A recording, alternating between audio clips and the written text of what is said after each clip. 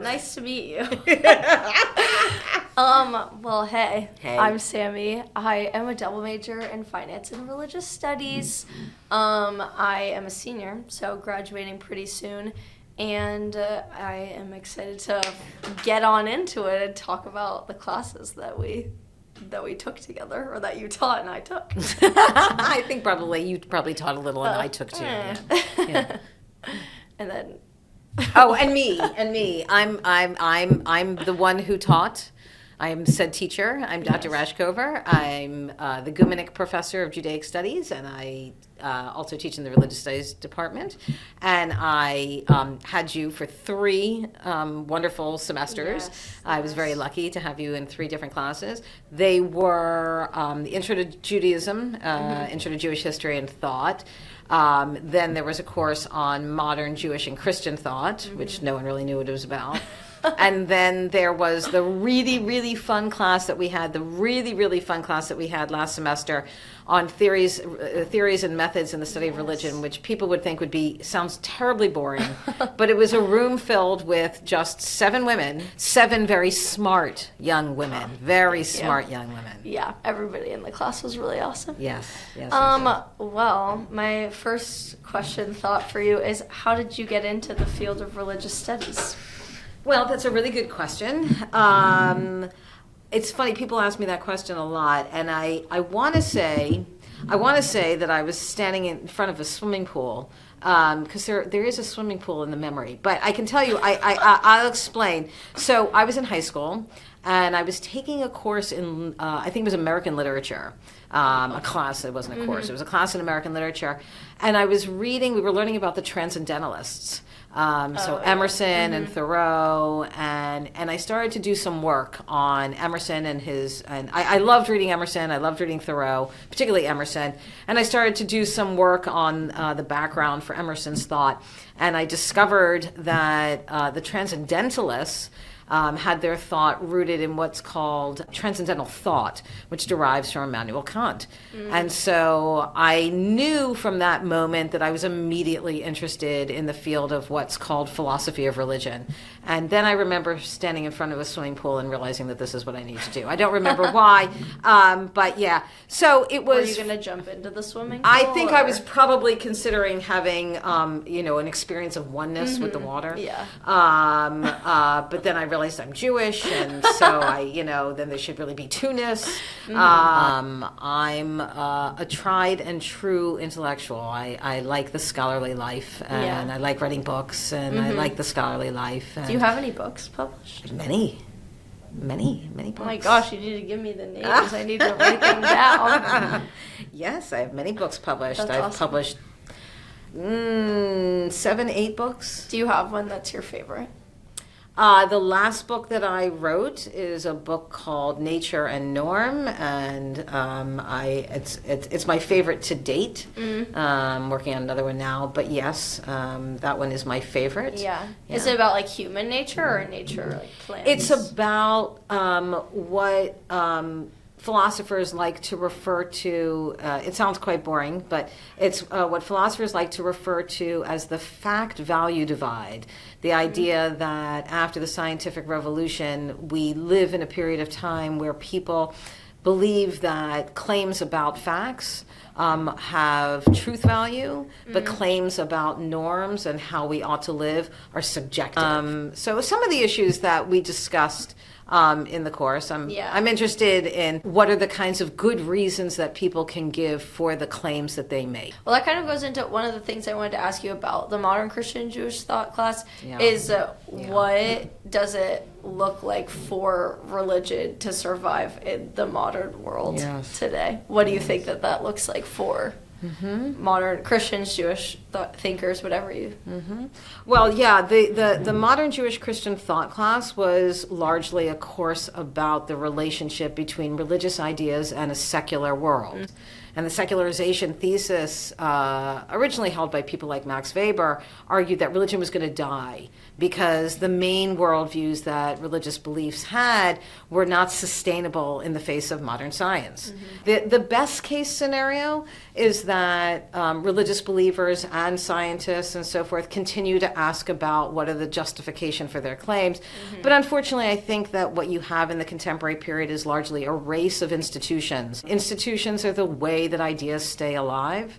And so the question is, how does institutional success happen? And sometimes, ideally, institutional success should happen because the ideas of those institutions work for societies. But sometimes institutional success happens because of power. I think that in 21st century America, I think it's very possible for people to have very robust religious lives and religious institutions. But you want to make sure that they're sustaining those institutions for good reasons and not through ideological tools whereby people get convinced of those religious ideas just because of certain groups that have power and try to keep people from really thinking through their claims. Yeah, well, that kind of reminds me of the J.Z. Smith article that we read about Smith, what was it, in The Devil, the one about... Oh, that's a great article, the devil and Mr. Jones. Yeah, Mr. Jones and the devil, and about how, we shouldn't stop religious studies inquiry at the place where it gets uncomfortable, or the place where... where religion might not seem religious in our eyes. And another one that we read was the one about religious religions. Whichever order it was. Yeah. Why did you like? I like that one because he talks about what, in his view, qualifies as religious studies, and I think that this class, the theories and methods class, should be the first class that a person in religious studies takes, because you go your whole college career taking all these religion classes, not being able to even define what religious studies as a discipline might even mean for you. But I wanted to know what your thoughts are on Smith's take on what the religious studies discipline is, specifically the idea that religious studies is an anthropological category and not a theological one. What's your personal take on that? In that article, I think what J.Z. Smith is trying to do is he's trying to liberate the discourse of the study of religion and help us to understand when is it useful and when is it a problem. So in that course, we had looked at, for example, thinkers who talked about religion in the 19th century before people like J.C. Smith. So whether it's Marx or Nietzsche or Feuerbach or Hegel or Freud, and all of these folks, or what? Otto, even Durkheim, all of these folks who say we know what religion is, and we can tell the believer what religion is. We can say it's this essence, and we can reduce what you think to this. And you had people like J.C. Smith coming along and saying, no. Religion is like a surgeon's tool. The discourse of the study of religion is only as good as it helps us to know the unknown, but also to unknow what we think that we know. And it helps us to illuminate and gain insights that we wouldn't have had before, but not to essentialize and not to say, here's what religion is. I don't know, again, back to you.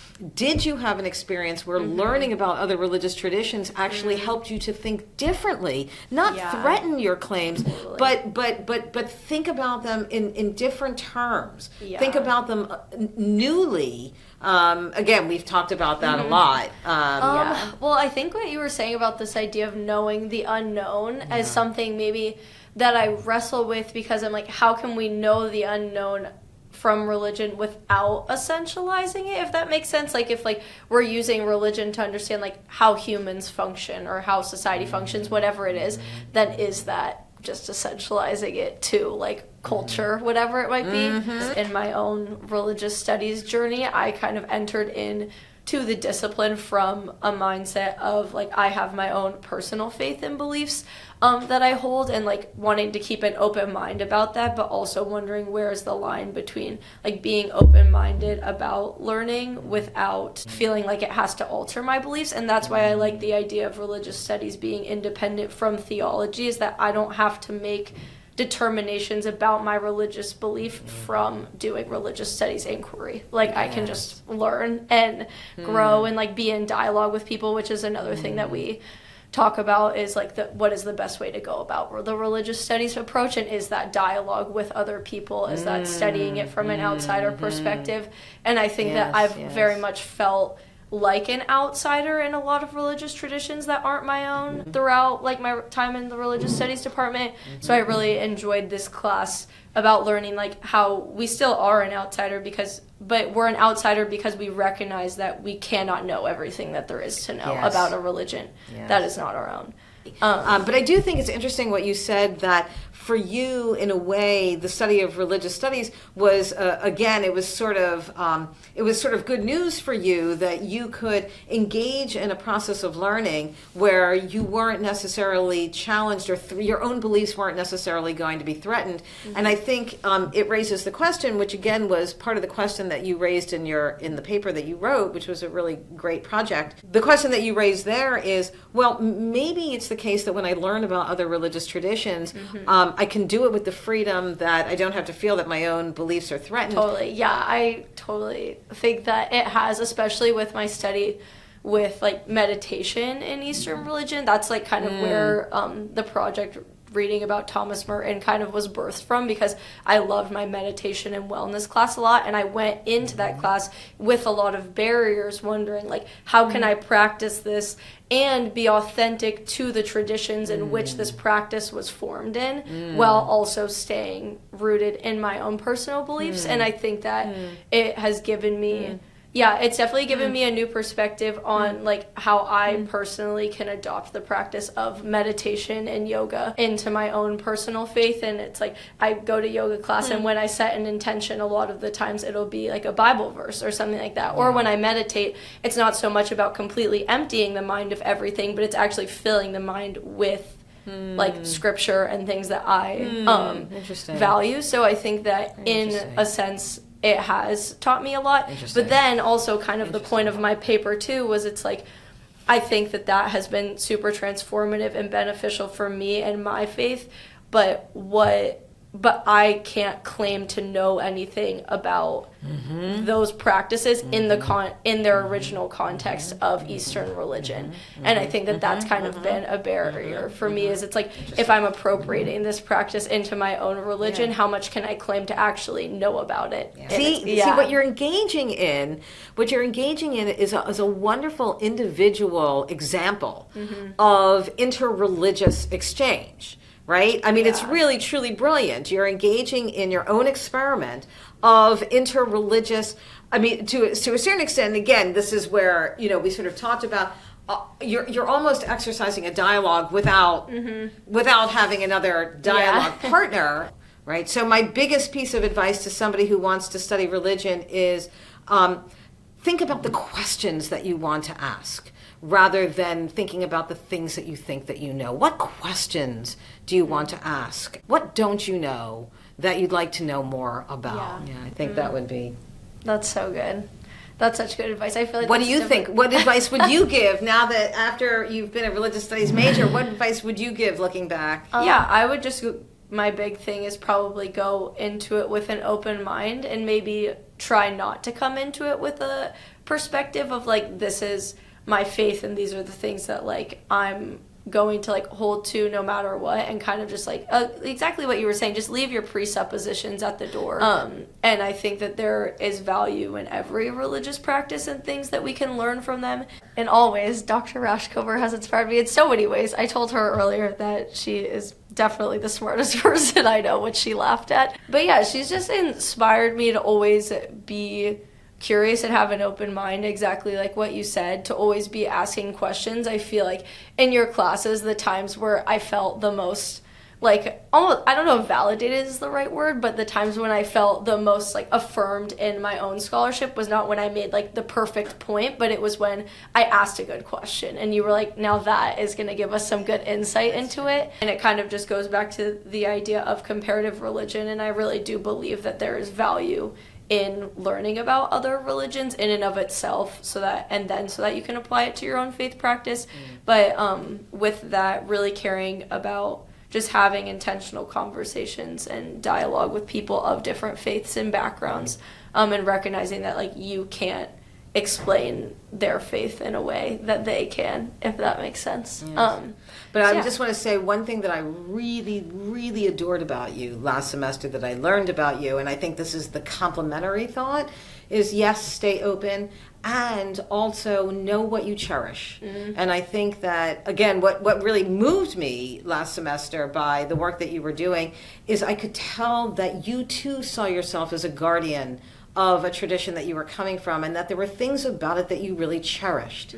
And I do think that while yes, I think that we can actually cherish it more the more that we learn, but remember that we still cherish it. It has been, I mean, for you, in whatever ways you're discovering, your relationship to Christianity has been something that you cherish, and it has facilitated a kind of flourishing in your life.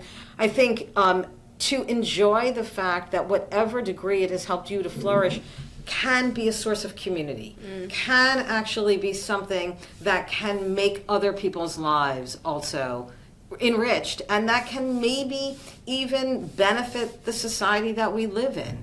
And to think about, again, part of the wisdom of religious traditions, I always teach students, is that they can contribute to the good society. And for us to be mindful of how they can contribute to the good society, which, again, requires lots of question asking. To the Religious Studies Department. Best department on campus. Yes. Best department.